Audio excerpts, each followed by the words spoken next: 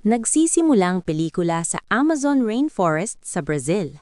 Isang batang babae na nagngangalang Ana Almeida ang kasama ang kanyang kapareha habang nagpaplanong sumakay ng bangka. Kalaunan, iniwan ni Ana ang kanyang kasama at mabilis na umalis sakay ng motorsiklo. Narinig ang ugong ng makina sa ilog. Hinahabol nila. Isang grupo ng mga lalaki, pinamumunuan ni Joao, sakay ng bangka. Biglang nagbago ang lahat. Isang napakalakas na pagsabog ng tubig ang umalingaw-ngaw sa likod. Lumingon at doon nakita ang bangungot. Malamig ang hangin, pero mas malamig ang pakiramdam habang hawak ang kamera. Araw-araw, kinukunan ng mga kasal. Mga ngiti, halik, dramatic na ilaw sa sayaw at musikang tatama sa dibdib. Samantala, ang matalik niyang kaibigang si Ronald Griff Griffin ay isang aktor na hirap makahanap ng tagumpay. Nakakuha man siya ng maliit na papel sa isang palabas tungkol sa mga doktor, agad din siyang natanggal dahil sinubukan niyang lagyan ng arte at lampasan ng simpleng pagbasa ng linya na ibinigay sa kanya. Umuwi kasama ang asawa si Male at ang anak si Charlie, akala karaniwang gabi lang. Pagbukas ng pinto, surprise! Happy birthday! Dumalo roon si Griff, pati ang iba pa nilang kaibigang kinalakihan, sina Kenny Trent at Claire Simons. Laking gulat ng lahat nang ilabas ni Griff ang kopya ng pelikulang ginawa nilang magkakaibigan noong bata pa sila, ang The Quatch. Isa itong medyo corny at gawang bahay na pelikula tungkol sa halimaw. Pero sa huli, nagustuhan at na-enjoy din ito ng lahat. Kinabukasan, sabay-sabay lumabas para mag-almusal. Habang ngumunguya ng tinapay, napangiti si Nilen sa usapan. Tulad lang dati, nauwi na naman sa pelikula ang kwento. Mga paborito, mga eksenang hindi makalimutan. Napunta ang usapan sa Anaconda noong 1997. Ramdam pa rin kung gaano kamahal ang pelikulang iyon. Ilang beses nang pinangarap ni Griff na balang araw, kami naman ang gagawa ng sarili naming bersyon. Biglang nagsalita si Griff, may kakaibang kislap sa mga mata niya. Alam niyo ba, nakuha ko na raw ang karapatan sa Anaconda. Pwede na nating gawin yung pelikulang matagal na nating pinangangarap.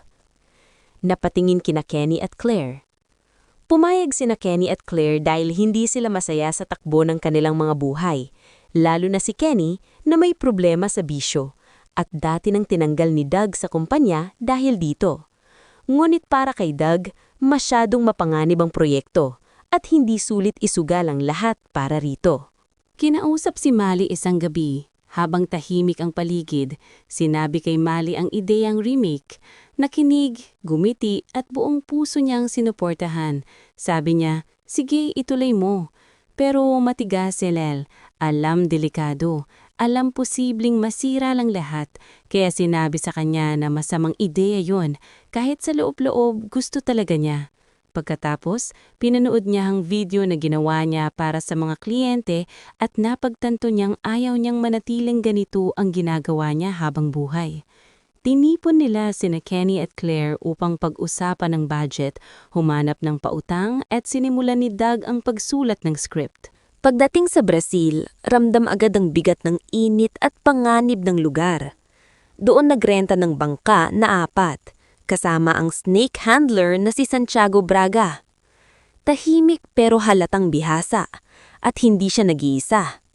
Kasama niya ang dambuhalang ahas niyang si Haitur, ang mismong anaconda na balak gamitin.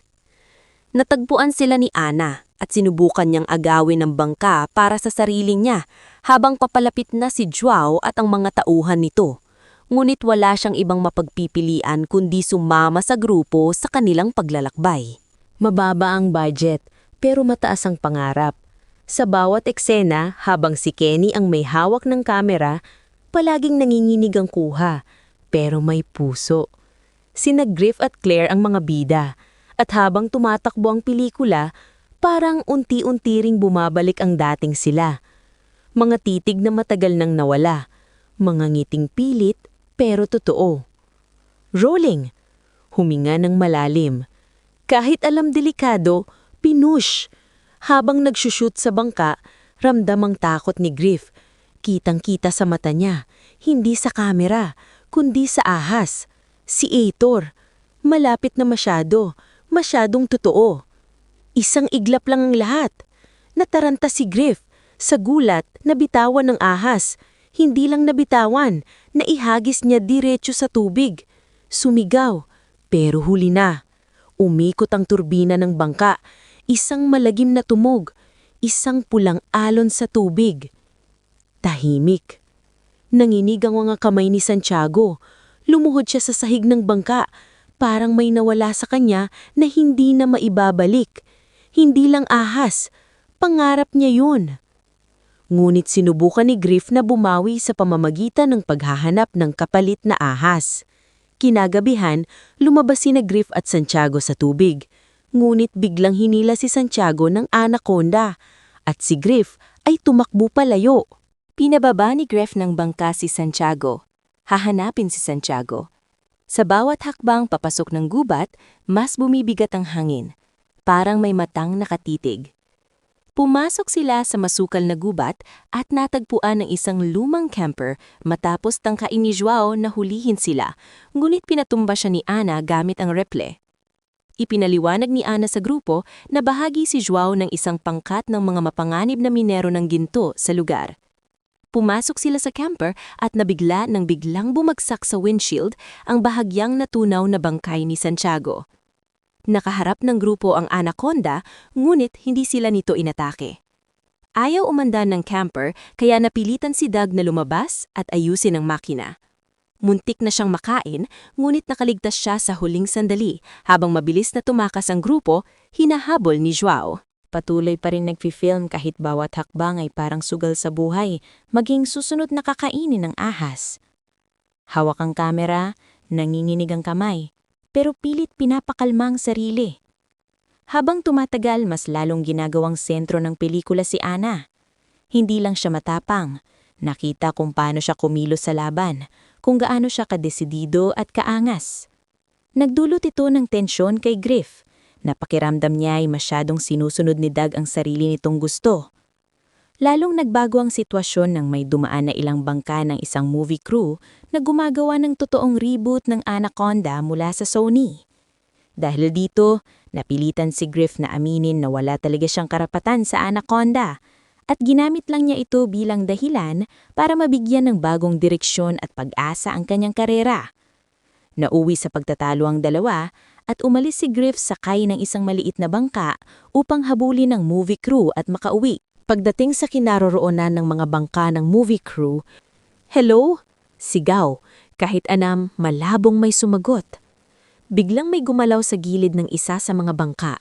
Biglang lumitaw ang isa sa mga PA na nakausap nila, ngunit agad siyang naging pagkain ng anaconda.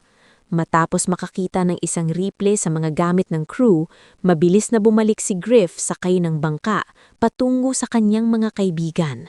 Hindi maipaliwanag ang pakiramdam nung nalaman si Ana pala ang totoong delikadong gold miner.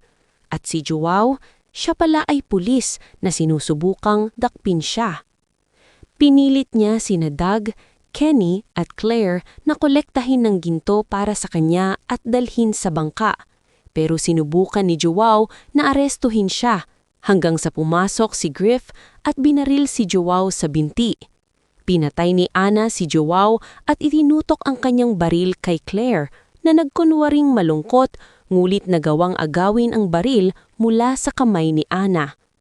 Lumitaw ang anaconda at hinila si Ana sa ilalim ng tubig hanggang sa mamatay, habang tumakas naman ang ibang kaibigan. Ang apat ay napilitang maglakad sa makapal na gubat para makahanap ng daan pa uwi.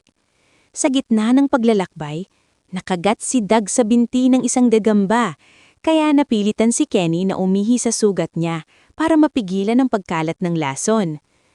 Habang sinusubukan ni Doug na ayusin ang alitan nila ni Griff, bigla siyang nilamon ng higanteng anaconda.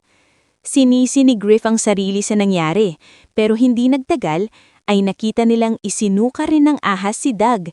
Ginamit siya at ang baboy bilang pain para hulihin ang anaconda. Tumakbo sila ng mabilis habang ang baboy ay nilamon muli. Sobrang swerte ni Doug, pero isa lang ang malinaw.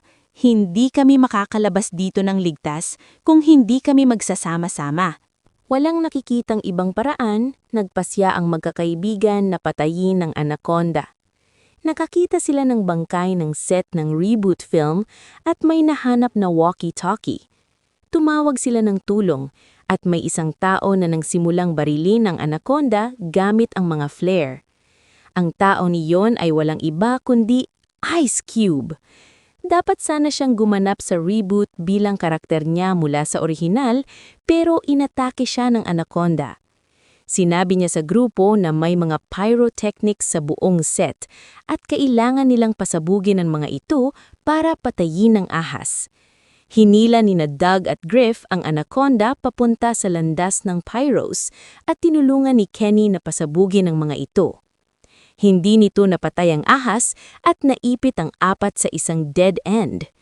Lumusong ang ahas patungo sa mga tangke ng propane, kaya kinuha ni Griff ang flare gun at pinutok ang mga tangke na sumabog at pumatay sa katawan ng anaconda. Nanatiling buhay ang ulo, kaya si Doug ang nagbigay ng huling tatama gamit ang tropeyo na ibinigay ni Charlie. Lumakad ang magkakaibigan na panalo. Nagsasalita sa sarili habang nakaupo sa gitna ng madla. Ang sine ay katatapos lang. Grabe! Hindi ko akalain na makikita namin to. Ang aming sariling bersyon ng The Anaconda. Kahit hindi lisensyado. Sa pagtatapos, nakasaad na hindi nila nakuha ang pagpapalabas sa sinihan dahil pinapahinto sila ng Sony sa pamamagitan ng cease and desist. Nagpakasal sina Griff at Claire at ginawa ni Doug ang kanilang wedding video ayon sa gusto niya. Nalampasan ni Kenny ang kanyang mga problema at nagtagumpay sa ibang larangan. Sa huli, binisita si Doug ni Jennifer Lopez, isa pang bituin ng orihinal, na natuwa sa remake at nais siyang kunin para i-direct ang isang tunay na reboot. Simple lang. Dahil sa sobrang gulat, bumagsak at nawalan ng malay.